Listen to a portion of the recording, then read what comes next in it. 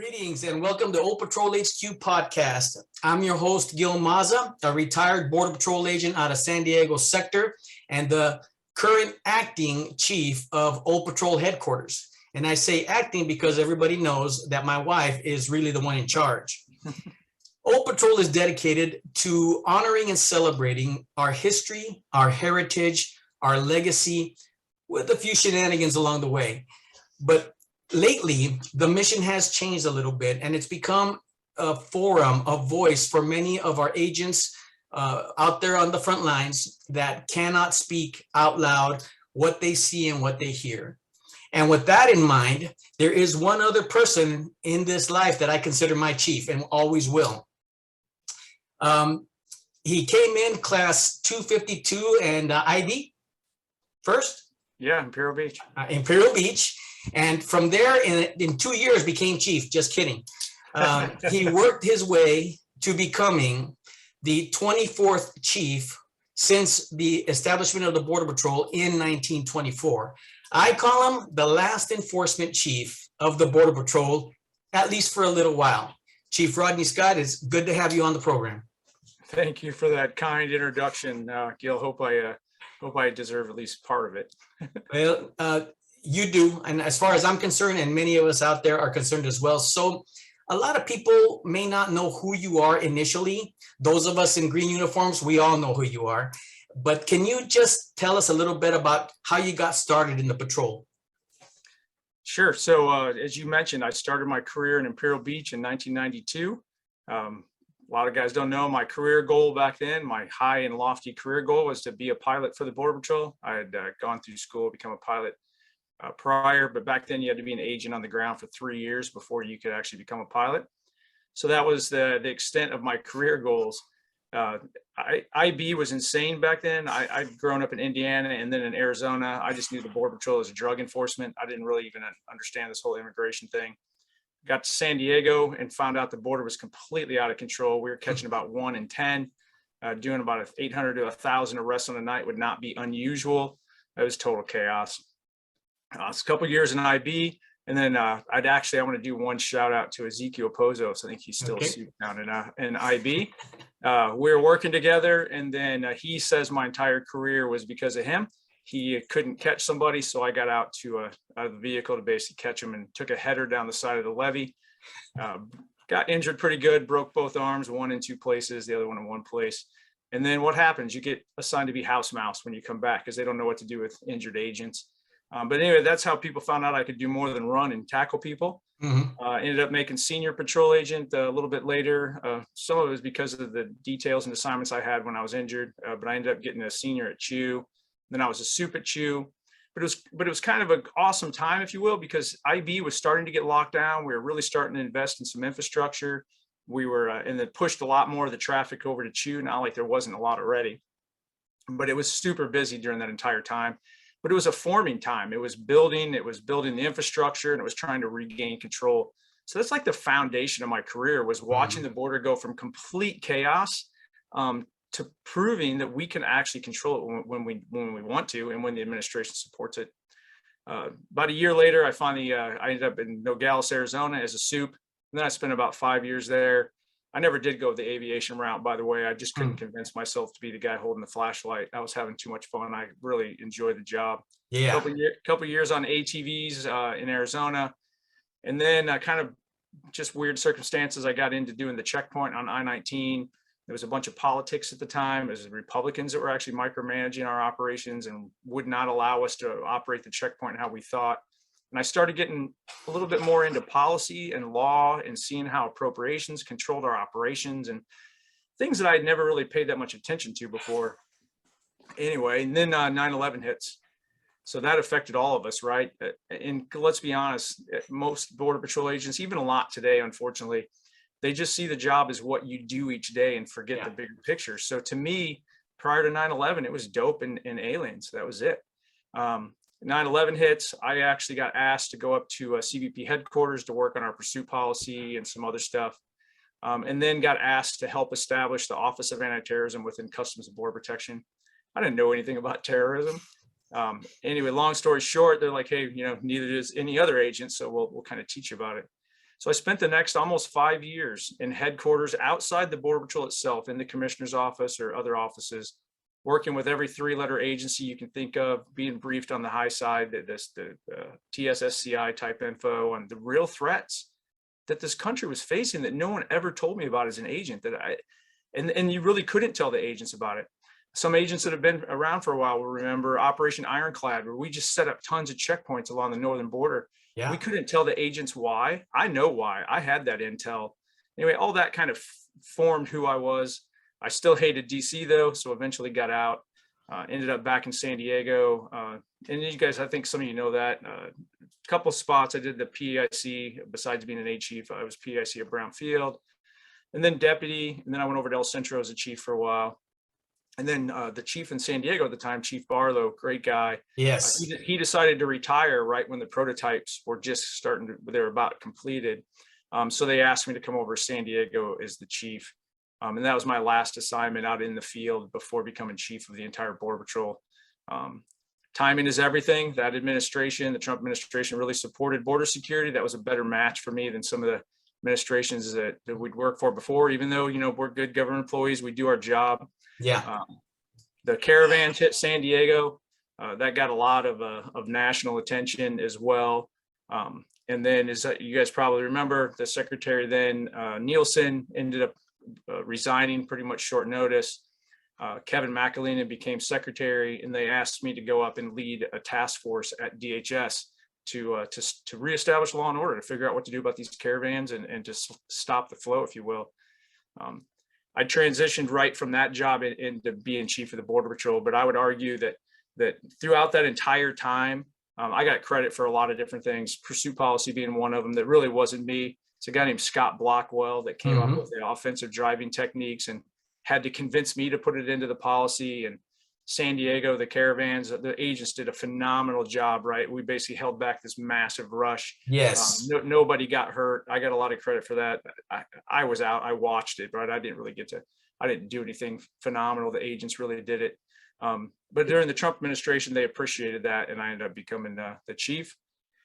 Still the chief for the first part of the Biden administration. I don't think it's a hidden secret that the clashes started pretty quickly. I was told before they even came on board that there was a target on my forehead because of all the pictures that showed up in the media with myself and the president. And again, that was just because I was doing my job and I was briefing them on the border, but it is what it is. Yes. I'm proud to say, and hopefully that you can back me up and others, my message has been consistent since 1992.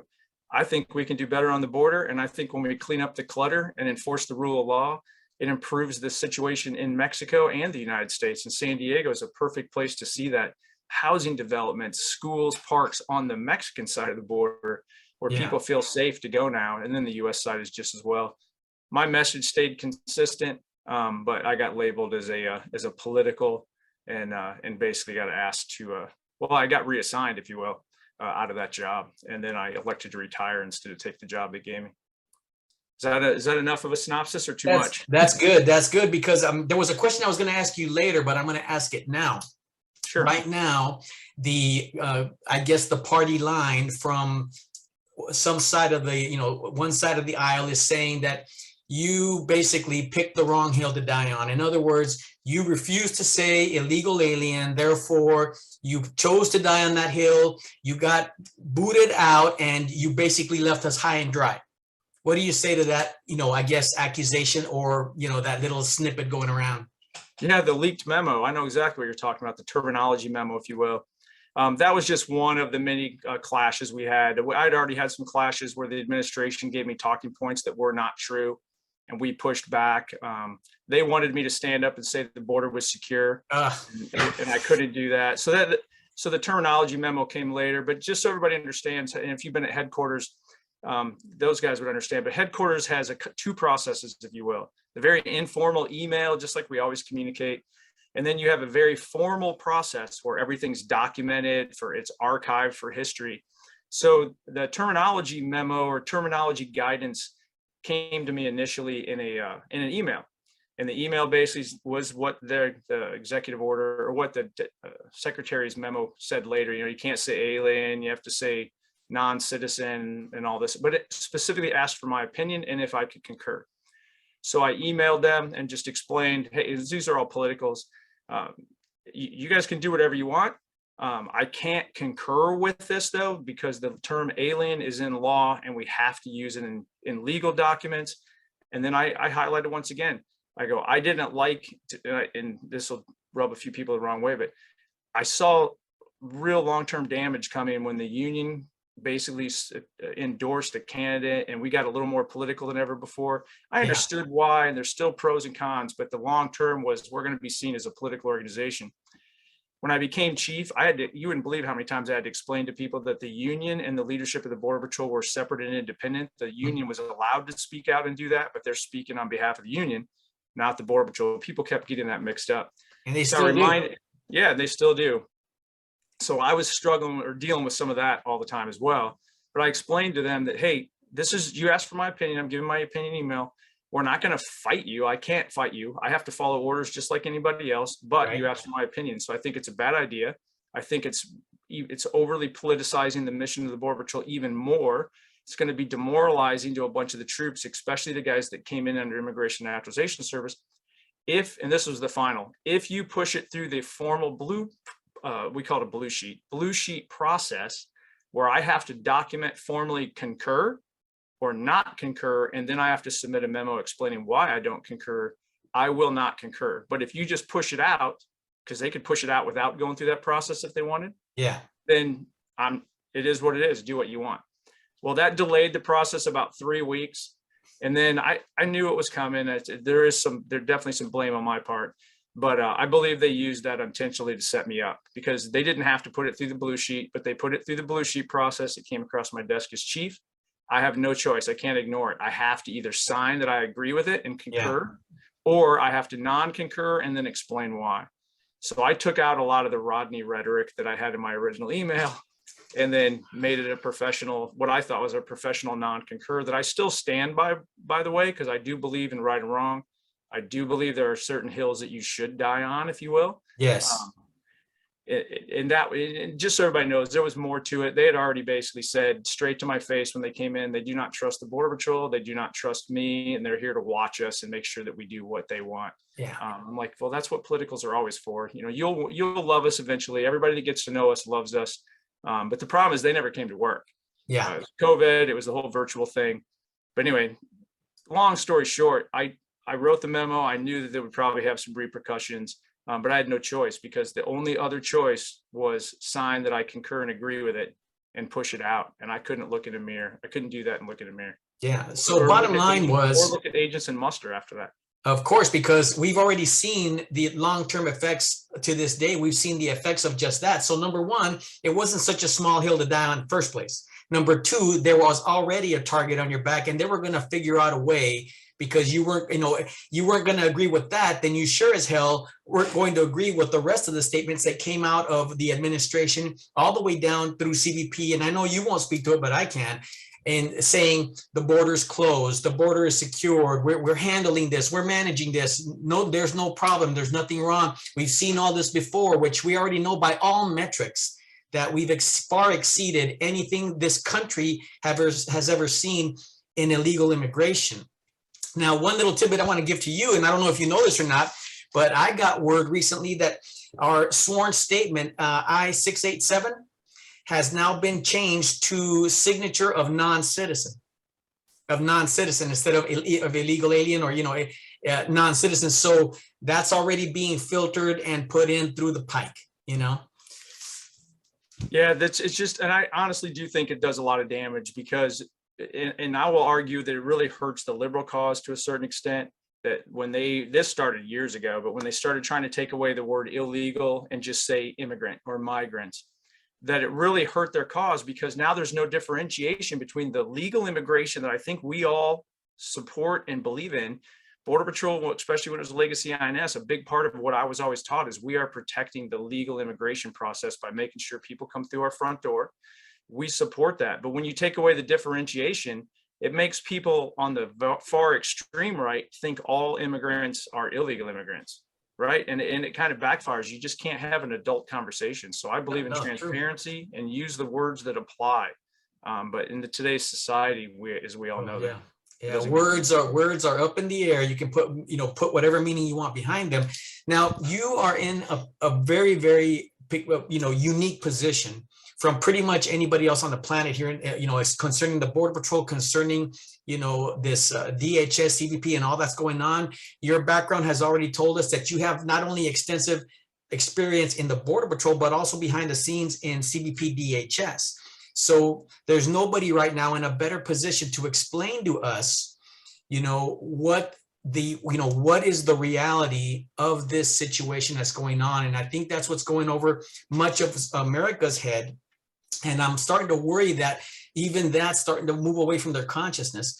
The agents are acutely aware of what's going on because they're seeing every day what they have to do in releasing bodies and everything else. And I have my list, right, of everything I think has crashed down, but not stealing any thunder from you and allowing you to explain to us, how do you see the reality of this Biden border crisis right now as it stands? So I'll caveat this by, it's going to sound a little doom and gloom, but I don't want agents to give up because of what I'm going to say, because the mission still matters, and we've got to have seasoned agents out there enforcing the law, and what you do every single day does still matter. And I'm going to touch on that in a minute, why the statistics bear it out. Okay. But I'm not going to ignore the fact that probably the vast majority of the agents out there, like 99% probably, the job is not what they signed up for right now. Yes. And their motivation from all the conversations I've had is pretty much just completely tanked out. Yes. This administration from day one came in and they did what they campaigned for. Yes. They said they wanted to basically open border. They called it a more humane immigration system. I would argue it is not. More people are dying today. More kids are being trafficked today, but they present it as open borders is more humane.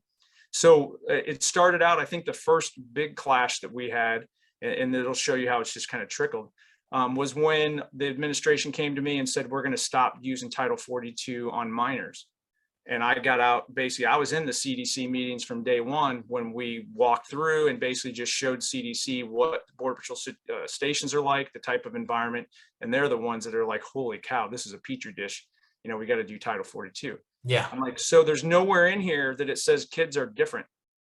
Like, where's the science that says kids aren't a threat or are a threat? And we kind of got into a little clash. I go, well, give me the CDC order that says that now kids are exempt. And we got ordered to do exemptions to Title 42 for the kids, even before CDC ever changed their guidance and documentation. That right there kind of says it all. Ever since then, they've just been slowly chipping away. They shut down MPP.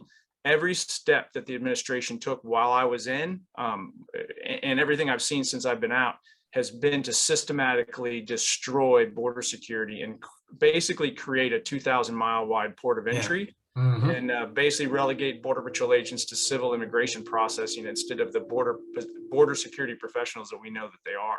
Yeah. Well, there used to be a time, right? There used to be a time when you had to present yourself at the port of entry to an immigration officer and present your asylum claim.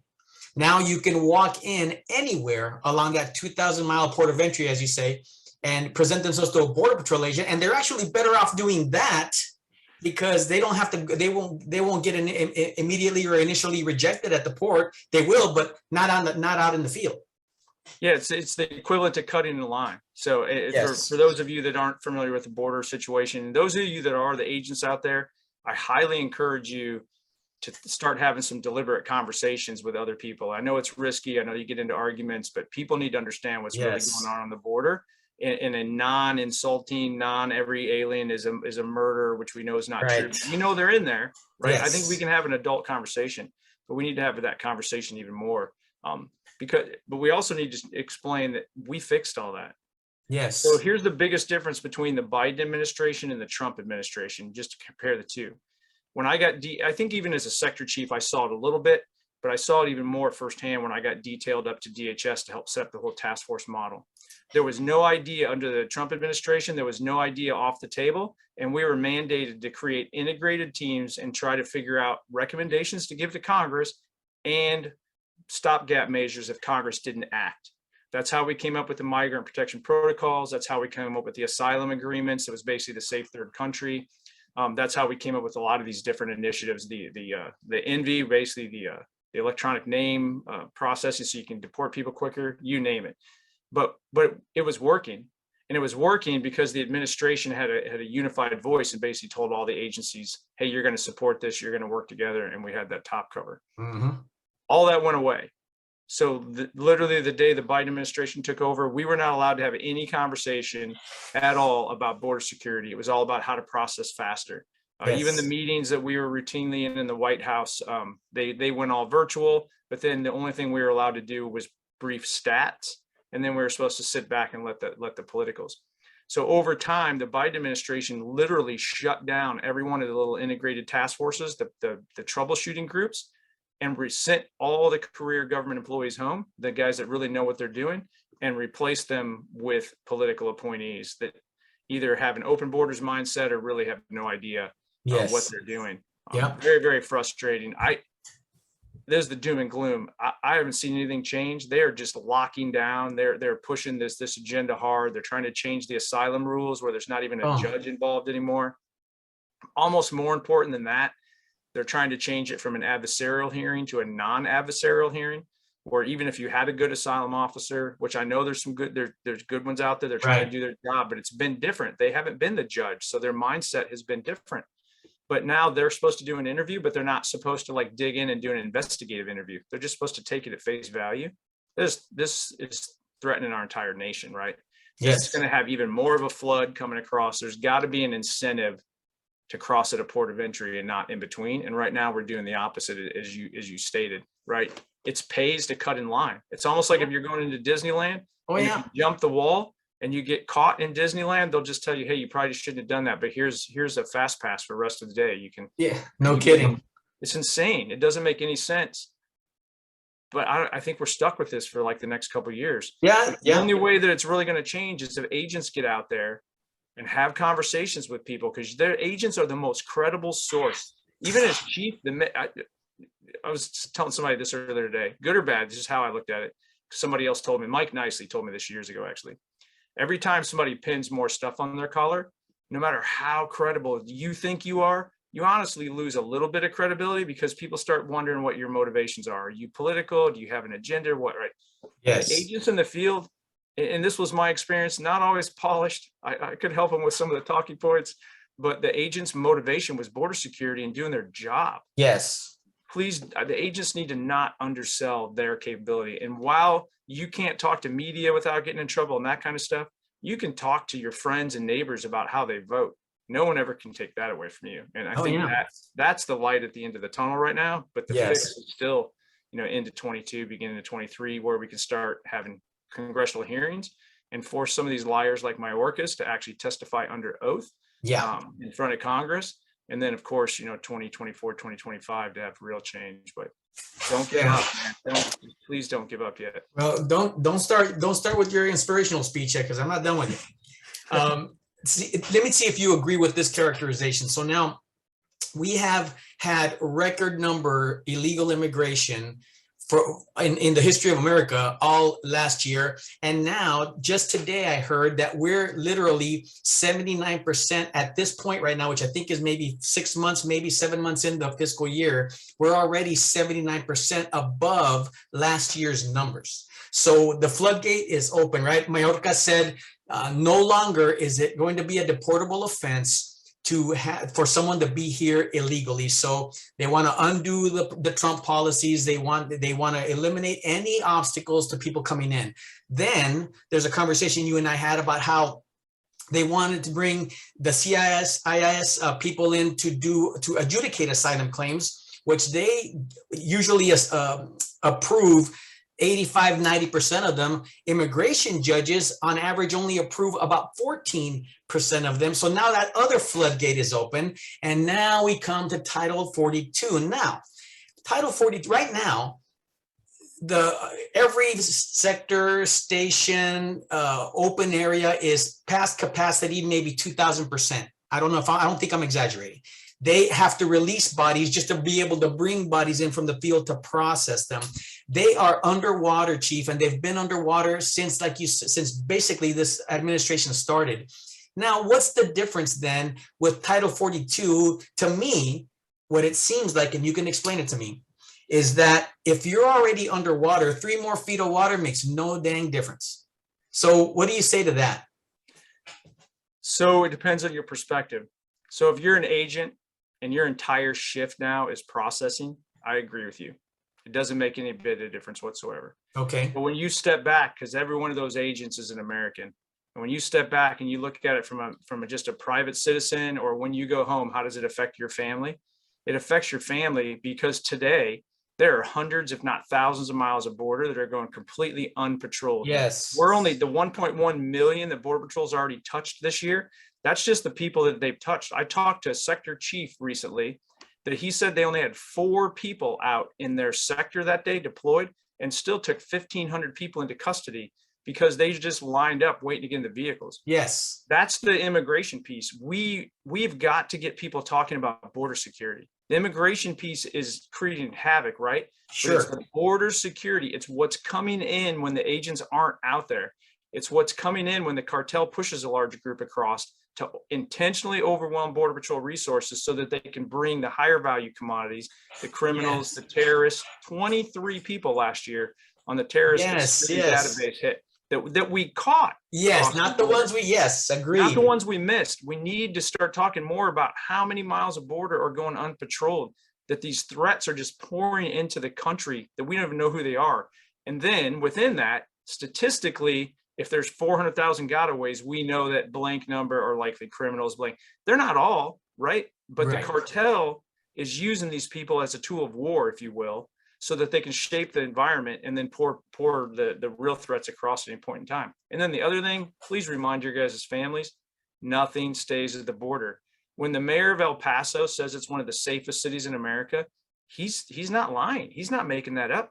It's because everything wants to get through as quickly as possible. And the crimes they track aren't happening there because all those criminals want to get out of that area and they want to get to Kansas, or they want to get to Chicago or New York or someplace in Pennsylvania, whatever, right? But every town, city, and state is a border town, city, and state.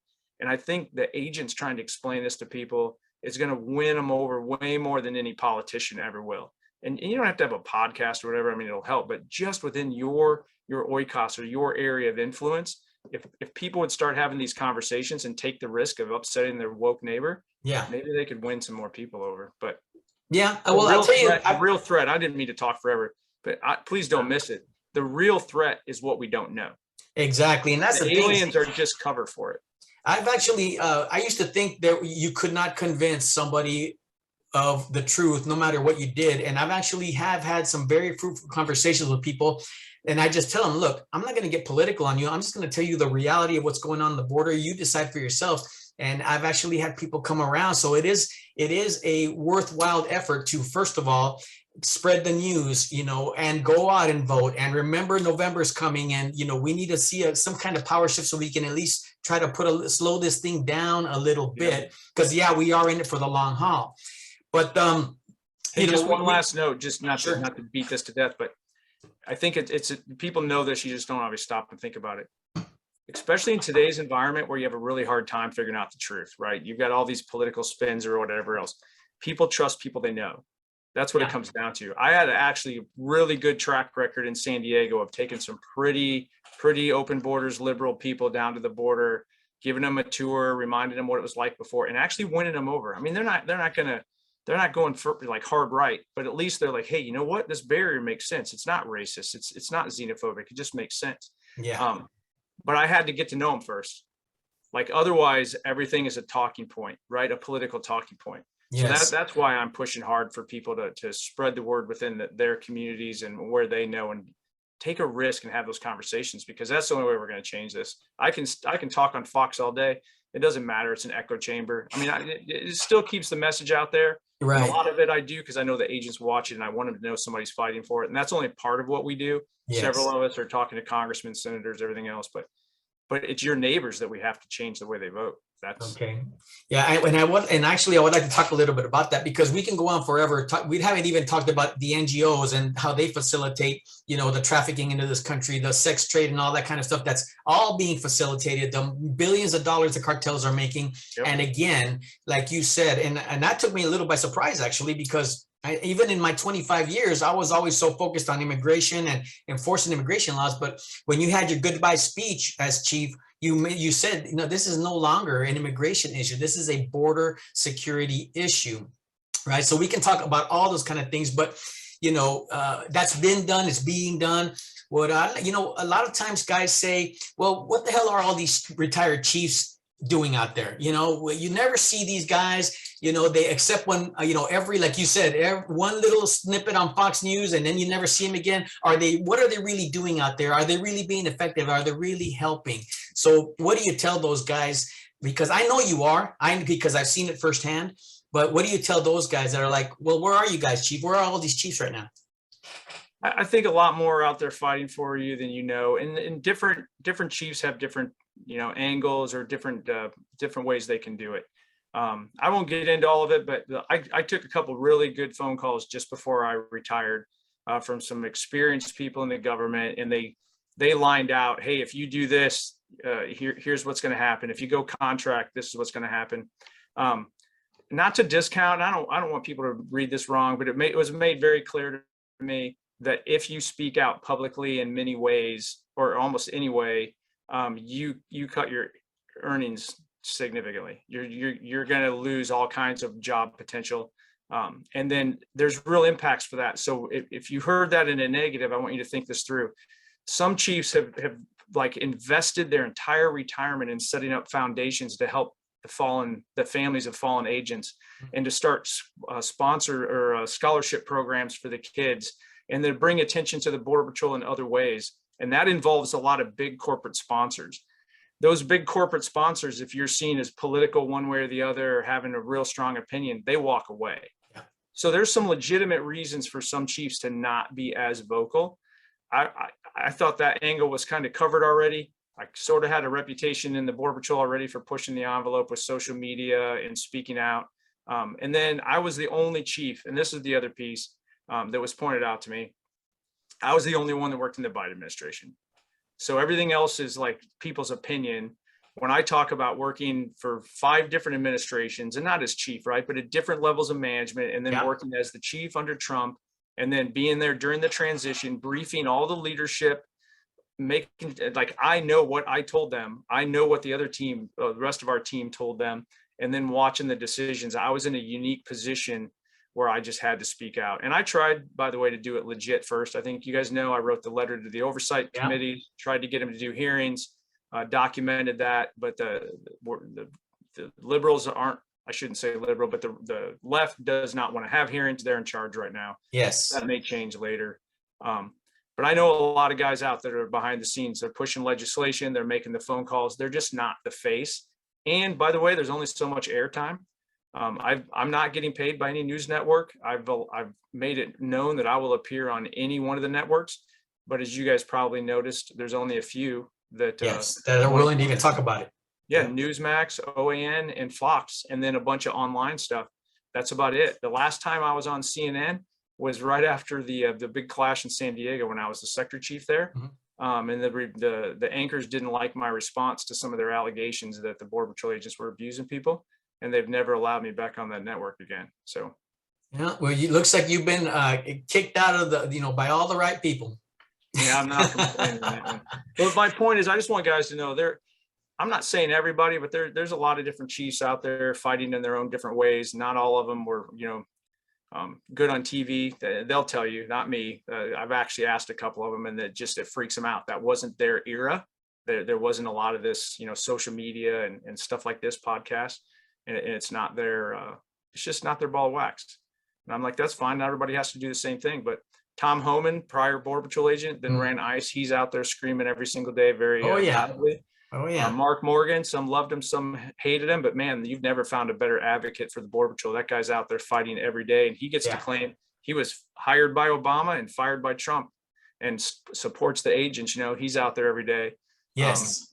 And then I'm doing what I can. And then there's Heritage Foundation, and then Texas Public Policy. That's who I'm actually paid by now. It's a think tank, if you will, nonpartisan, conservative, but that's all about results. So we're pushing for legislation. They're setting up meetings with me for Congress and senators and stuff like that. And there's a lot more people fighting than you think. Just some are quiet.